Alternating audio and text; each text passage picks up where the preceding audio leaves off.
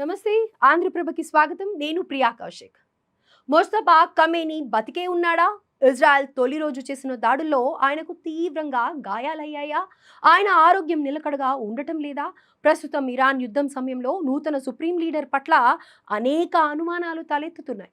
ఓవైపు చనిపోయాడని రూమర్స్ ఉంటే, మరోవైపు లేదు బతికే ఉన్నాడు కానీ కాలు తీసేశారని, కోమాలో వెళ్ళిపోయాడని రూమర్స్ వినిపిస్తున్నాయి. మరి నిజంగానే ముస్తఫాకు ఏదైనా జరిగిందా అనే విషయాలను ఇప్పుడు తెలుసుకుందాం.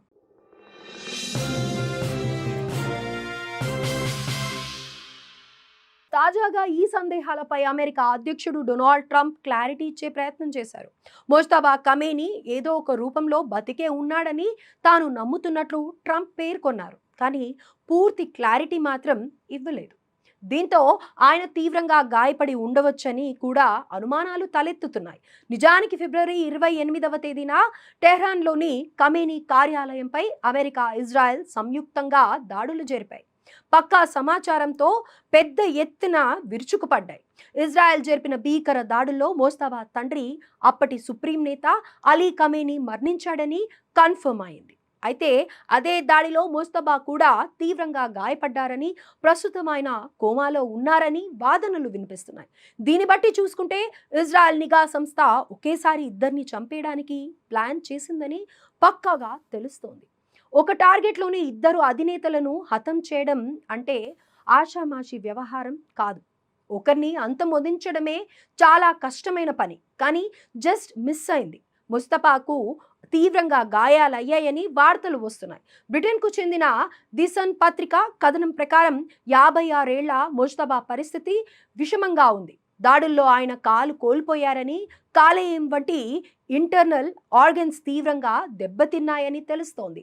ప్రస్తుతం టెహ్రాన్లోని సీనా యూనివర్సిటీ ఆసుపత్రిలో అత్యంత కట్టుదిట్టమైన భద్రత మధ్య ఆయనకు చికిత్స అందిస్తున్నారని వార్తలు వస్తున్నాయి. ఈ నేపథ్యంలో అసలు కొత్త సుప్రీం లీడర్ బతికే ఉన్నారా? ఈ కోమా అనే వార్త కూడా ఇరాన్ ఫ్యాబ్రికేట్ చేసిందా అనే అనుమానాలు వ్యక్తం అవుతున్నాయి. ఈ అనుమానాలకు బలాన్నిచ్చేలా ఇప్పటి వరకు సుప్రీం లీడర్ ముస్తఫా బయటి ప్రపంచానికి కనిపించలేదు. గతంలోనూ చాలా అరుదుగా కనిపించే ముస్తఫా ఇప్పుడు కూడా అలాగే కనిపించడం లేదా? లేకపోతే నిజంగానే ఆయనకు ఏదైనా జరిగిందా అనే ప్రచారం జోరుగా ఉంది. దీనిపై ఇరాన్ అధ్యక్షుడైన మసౌద్ పెజెష్కియాన్ కుమారుడు యూసఫ్ పెజెష్కియాన్ కీలక ప్రకటన చేశారు. యుద్ధంలో ఆయన స్వల్పంగా గాయపడ్డారని, ప్రస్తుతం కోలుకుంటున్నారని చెప్పారు. అంటే ఖచ్చితంగా ఈ దాడిలో ఆయనకు గాయాలయ్యాయి. ఆయన శరీరానికి డ్యామేజ్ జరిగింది, కానీ బతుకున్నాడా అన్నదే సందేహం. ఈ విషయాన్ని ఇరాన్ దాచిపెట్టేందుకు అనేక కారణాలున్నాయి. ఒకవేళ బతికే ఉంటే, చిన్న చిన్న గాయాలతో ఆయన తప్పించుకొని ఉంటే ఖచ్చితంగా ఈ విషయాన్ని కన్ఫర్మ్ చేసేందుకు వీడియో అయినా రిలీజ్ చేసేది. కానీ అలా జరగలేదు. దీనికి ప్రధాన కారణం యుద్ధమే. చదురంగంలో రాజు ఎంతో కీలకం. రాజును ట్యాకిల్ చేస్తే ఆట ముగిసిపోయినట్లే. సరిగ్గా యుద్ధం కూడా అంతే. పూర్వకాలంలో రాజు చనిపోయారంటే యుద్ధం ముగిసిపోయేది. ఇప్పుడు ఆధునిక కాలం కాబట్టి రాజుకు తగ్గ వ్యక్తి వరుసలో ఉంటే అలాగే కొనసాగుతుంది. ఈ యుద్ధంలో Iran supreme leader Ali Khamenei చనిపోయాడు. అది శత్రు దేశాలకు ఒక పెద్ద విజయమే. కానీ ఆయనకు తగ్గ నేత, అంతకంటే క్రూరుడైన ముస్తఫా ఖమేనీ ఉన్నాడు కాబట్టి ఆయనను వెంటనే సుప్రీం లీడర్గా ఎన్నుకొని యుద్ధం కొనసాగిస్తోంది.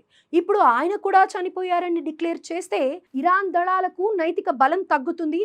అప్పుడు వెనకడుగు వేసే అవకాశం ఉంది. అందున ఇరాన్ ప్రజల్లో ఖమేనీ కుటుంబంపై తీవ్ర వ్యతిరేకత ఉంది కాబట్టి సరిగ్గా 2 నెలల క్రితమే ఆ దేశంలో సుప్రీం లీడర్కు వ్యతిరేకంగా పెద్ద ఎత్తున పోరాటాలు జరిగాయి. ఈ పోరాటంలో ఏకంగా 6,000 మంది మరణించారు. మరోవైపు ఇరాన్ ప్రజలు గనక పోరాటం చేస్తామంటే మద్దతు ఇవ్వడానికి రెడీగా ఉన్నామని అమెరికా, ఇజ్రాయెల్ ప్రకటించాయి. దీంతో ముజ్తబా కూడా చనిపోయాడని బయటి ప్రపంచానికి తెలిసినా, ఆయన ఆరోగ్యం పూర్తిగా విషమించిందనో, కోమాలోకి వెళ్ళిపోయాడనో తెలిసినా ఇరాన్కు పెద్ద ఎదురుదెబ్బే అవుతుంది. అందుకే ఆ దేశం జాగ్రత్త పడుతోందంటారు విశ్లేషకులు. ప్రస్తుతానికైతే ఇరాన్ నూతన సుప్రీం నేతగా బాధ్యతలు స్వీకరించిన తర్వాత ముస్తఫా ఖమేనీ పేరుతో తొలిసారి ఒక ప్రకటన వెలువడింది. మా అమరవీరుల రక్తం వృధా పోనివ్వం, ప్రతీకారం తీర్చుకుంటామని ఆయన ఇరాన్ ప్రజలకు పిలుపునిచ్చారు.